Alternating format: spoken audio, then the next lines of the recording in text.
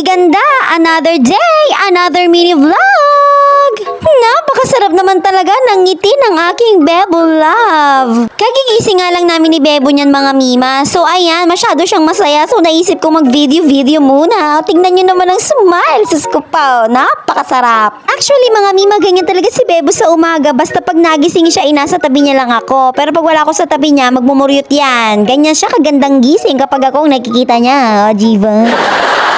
Kakaalis nga lang din halos ng Kuya Sander niyan para pumasok. Dahil nga tinatamad pa rin akong bumangon, kaya yan, naglaro-laro muna kami dito ni Bebo. Tsaka maaga pa naman mga mima, wala naman ako masyadong trabaho sa umaga. Siguro may 10 minutes din kaming naglandian dyan ni Bebo. So ayun, bumangon na rin pala kami ni Bebo dyan mga mima kasi naisip ko may gagawin nga pala ako ngayon, sus ko po. At bago ko nga haharapin ang aking trabahuhin, ayan, iipitan muna natin ang ating long hair. Tingnan nyo mga mima, kapag nagsusuklay ako every morning, ganyan karami nalalagas sa aking buhok. Actually, minsan mas marami pa nga dyan eh.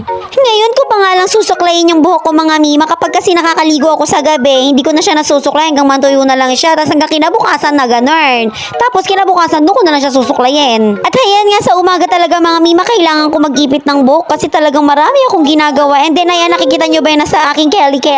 Kinamot ko lang yan, pero tignan nyo naman nangyari, kala mo naman sinapak. Matindi rin kasi akong magkamot mga mima, talagang madiin, kaya yan sigurong nangyari, nagsugat siya. Actually, nalagyan ko lang yan ng ointment, kaya naman medyo okay na siyang tignan, parang shadow na lang. Pero nung hindi ko pa nagagamot yan mga mima, talagang sugat yan. Nagkakati-kati kasi talaga ako dyan sa part na yan mga mima kapag natitigil ko ng ilang araw ng aking skincare. Minsan kasi mga mima, may katamaran talagang mag-skincare ang Mima Bells niya, sus ko po. At ayun na nga, sinimulan ko ng offline buhat-buhat kagamitan dito sa aking munting sala. Hinahanapan ko kasi ng pwesto dyan mga mima, yung TV nga na nakuha ko doon sa may pautangan. Mas malaki kasi ng bahagya yung nakuha ko ngayon kaysa sa dati kong TV, kaya hayun, hindi siya kasya sa aking platera, so kailangan ko mag-improvise muna ng kanyang papatungan. Yes mga mima, improvise muna ang atake natin ngayon. Tsaka na tayo bumili ng patungan ng TV kapag medyo nakakaluwag-luwag na ulit, mga 10, ganarn. Charis!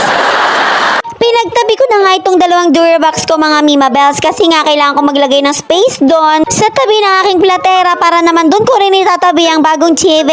Bali ang bala ko mga Mima, magtatabi na lang ako doon ng isang lamesa na medyo mataas-taas para hindi maabot ni Bebo, and then doon ko ipapatong ating bagong TV. Itong Durabox na pink mga Mima, dati ito nakapwesto sa tapat ng kama, so dito ko na siya inilagay para naman sakto lang dito sa isang maliit na Durabox para maganda lang silang tignan. At syempre ang hirap nga kasing pag lauk-laukin itong mga gamit ko at maliit lang itong aking bahay.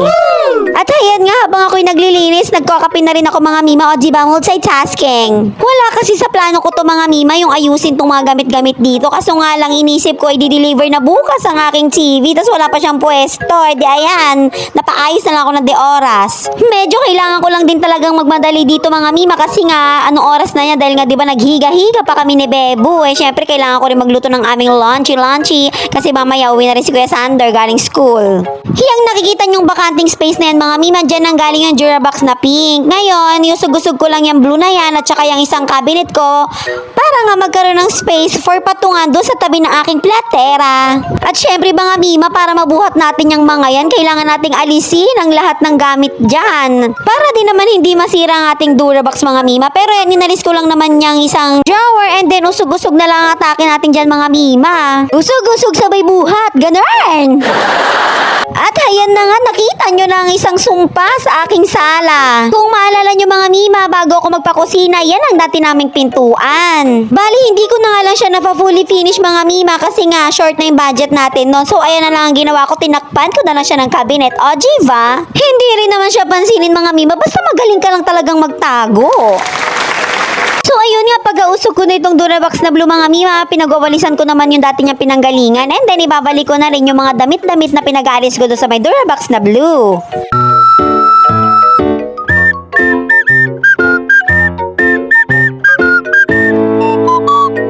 After ng Durabox na blue mga Mima, dito naman tayo sa cabinet ang pinakamaraming laman na damit. Hindi ko na nga lang naipakita sa video mga mima kasi nakalimutan kong mag-film. Pero naalis ko na yung mga damit na nakahanger and then yung mga nakatiklop na damit sa loob. Iniwan ko lang yung pinakang damit sa baba kasi okay naman na siya. Kaya ko na siyang iusog-usog. Dito mga mima, usog-usog lang talaga. Hindi pwedeng buhat dyan kasi baka mamaya masira ang cabinet. Kasi ang cabinet na yan, kaidaran pa yan ni Kuya Sander. Wow. Kung okay na at satisfied na ako sa pwesto ng cabinet mga mima, isa-isa ko na rin ibinalig itong mga damit na nakahanger. Puro dress ko yan mga mima. Pag dress, nakahanger dapat. Kasi ang hirap naman yan tiglupin kaya dapat nakahanger lang talaga. Charis! Natakpan ko din pala mga mima ang sumpa ng aking bahay. But soon ipapaayos ko din yon. Ako na pala magpapalitada para tipid. So ayun, mga mima, tapos na akong ayusin itong sala namin. Diyos ko, talagang for the weightlifting na naman tayo. So nilipat ko lang yung cabinet doon, dito. Kasi nga naglagay ako ng space dito kasi diyan ko ilalagay yung TV. Diyos ko po. Problema ko naman yung paglalagay ko ng TV. So ayan na. So ito na bago nating ayos sa ating sala. Ayun. All goods naman. So yun lang. After kong maayos sa mga dapat ayusin doon sa may sala, nagpunta na rin ako dito sa may kusina mga mima para naman nasikasuhin ang aming pananghalian. So for our lunch, mag-aadobo ako ng sitaw. Yung parang kahapon adobong atay ang ulam namin, tapos ngayon adobong sitaw naman. O, Jiva, walang kasawan sa adobo. Kung hindi ko kasi mailuluto to agad mga mima, abay baka maluntot lang doon sa ref. Sayang naman, kahit mura lang doon nating nabili, dapat mailuto ng freshness para masarap. Hindi ko rin naman to iluluto ng isahang luto mga mima kasi dadalawa lang namin kami nung Kuya Sander. Tapos si Kuya Sander hindi pa masyadong mahilig sa gulay. Bali yung kalahati mahigit, i-adobo ko na. And then yung matitira dito mga mima, ito tortang sitaw. Sus ko po, ang tagal ko nang hindi nakatikim ng tortang sitaw. Sobrang bet ko pa naman yung lasa ng tortang sitaw mga mima, kaya hayan, makakapagtorta na tayo. So ang isasahog ko pala dito sa ating adobong sitaw mga mima is tokwa. Lalagyan ko siya ng tokwa. Yang tokwa mga mima, hindi talaga ako nawawalan niya sa aking ref kasi di ba napakadali niyang bagayan ng ulam. And then itong galunggong mga mima, sus ko po, binili ko to ng isang araw, half kilo. Tignan nyo, prinito ko mga mima, pero hindi naman namin ginalaw ng Kuya Sander kaya niref ko na lang. Kaya naman ito na lang isasahog natin sa ating adobong sitaw. Dapat nga ang sahog talaga niyan mga mima, tokwa, atay ng baboy, and then manok. Pero sus ko po, itong isda hindi na nagagalaw dun sa ref. Kaya ito na lang naisip kong isahog mga mima kaysa masayang. Pero hindi ko siya ilalahat mga mima kasi hindi rin naman namin mauubos yan dun sa may sitaw. Bali yung dapat na isasahog ko dito natin ng baboy at manok, iluluto ko na lang siya ng ibang putahe. O, diba? 8 pieces pala yung Gigi mga mima. So, ang inilagay ko lang dyan na para panahog namin is 4 pieces. Okay na yon. Hinimay ko lang naman yung galunggong mga mima and then naghiwa na rin ako ng bawang sibuyas at ako'y nag-start na rin magluto.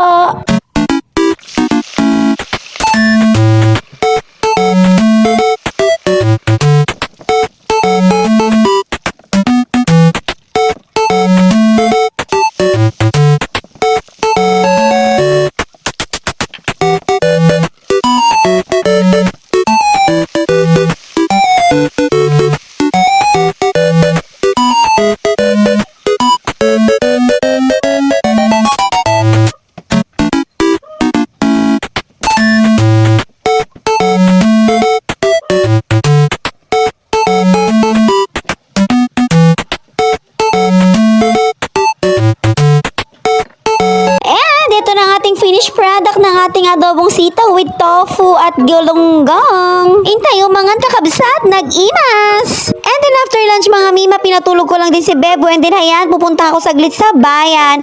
At dahil pupunta na rin ako sa bayan, sinabay ko na rin si Kuya Sander, ihatid ko na rin siya sa kanyang school, idadaan ko siya doon kasi yun din naman ang ating way. So ayun, konting drive lang din naman mga mima at mabilis lang din kami nakarating dito sa school ng Kuya Sander at ayan na nga, papasok na siya sa kanilang school. And then paghatid ko kay Kuya Sander, nagbiyahe na rin ako papunta sa bayan. Hiniram ko na nga lang din tong single ng motor mga mima para naman mapabilis lang din ang aking punta sa bayan kasi super saglitan lang talaga ako doon. Meron lang akong gagawing importanteng mahalaga. Ha? Importante na nga, mahalaga pa? Nakakaloka nga mga mima kasi dito sa part na to sa papuntang bayan napakatirik ng araw pero nung gumawi-gawi ako banda dun sa may dulo sus ko po talagang jumujulan na siya hanggang makarating ako dun sa may bayan. Hindi na lang ako huminto mga mima at carry lang naman yung patak ng ulan. And then fast forward mga mima, tapos ko na rin gawin yung sadya ko dito sa bayan na sumaglit naman ako dito sa may palengke para bumili nitong bus. Napapabili rin kasi yung aking biyerang babae. And then bumili rin ako ng para kay Kuya Sander para pang almusal niya. Naghahanap din kasi si Kuya Sander minsan mga mima ng tinapay sa umaga maaga bago siya pumasok. Kaso nga lang kasi, laging biskwit lang ang available doon sa aking mini store. After kong bumili ng buns, iniwan ko muna doon mga mima at pumunta muna ako dito sa mga meat section at para bumili ng palaman doon sa ating buns. At ito naman ang aking binili yung paboritong patty ng Kuya Sander. Bumili na rin pala ako dyan ng isang balot na hotdog mga mima in case na magsawa si Kuya Sander sa patty. Ayan, pwede rin natin ipalaman niyang hotdog. After ko sa meat section, umalis na rin ako at dinaanan ko na rin yung tinapay na aking binili and then nag-go far away na rin ako para makauwi na rin ako. Literal na saglit lang talaga ako dito mga mima sa bayan para mga 30 minutes lang ako nagstay dito. Forward pag uwi ko sa bahay mga mima, nakapagpalit na rin ako ng aking damit. Tingnan nyo naman si Bebo kung saan ko naabutan. Sus ko po sa ilalim ng kama. Sa baba ko kasi siya pinahiga mga mima kasi nga diba iniwan ko lang siya dito sa bahay. Eh baka mamaya kasi kapag sa kama ko siya iwan, malaglag pa. Sus ko po. Yung ganyan pa naman na likot ni Bebo sa pagtulog mga mima ay paniguradong malalaglag to. At habang natutulog si Bebo mga mima, may dumating akong parcel. Yung baby wipes niya lang naman to. Buti nga dumating na mga mima kasi last 3 na lang yung kanyang gamit doon. Yung dalawa pa ubos pa. So binilang ko lang siya mga mima kung saktong 20 pieces and then ayun, nung tama naman na 20 pieces, inilera ko na lang din siya dito sa kanyang pinaglalagyan. So sa 20 pieces na yan mga mima, isa hanggang 2 buwan yan ang magagamit yan. O Jiva, tipidity. Hindi rin naman kasi kaartihan ng puwet ng Bebo mga mima, kaya kahit mumurahing wipes lang, eh carry belts niya na. So ayun nga mga mima, pagkagising ni Bebo, inilabas siya ng biyanan kong babae at ipinaglaro dito sa may labas. Tapat lang dito ng bahay ng auntie ko. Bali kanina kasi mga mima, may ginagawa ako dun sa bahay, kaya hayan, nung tapos na ako, nilabas ko na si Bebo at ako naman ang nagbantay sa kanya habang siya ay naglalaro.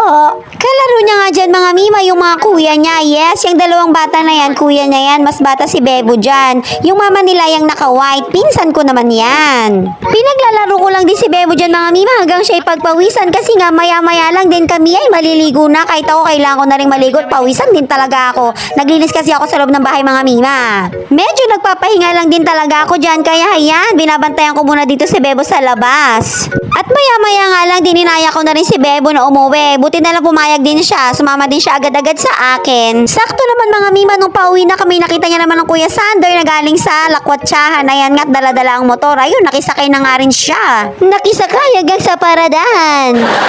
So that's it mga Mima Bells ko for today's mini vlog. Thank you for watching. Bye!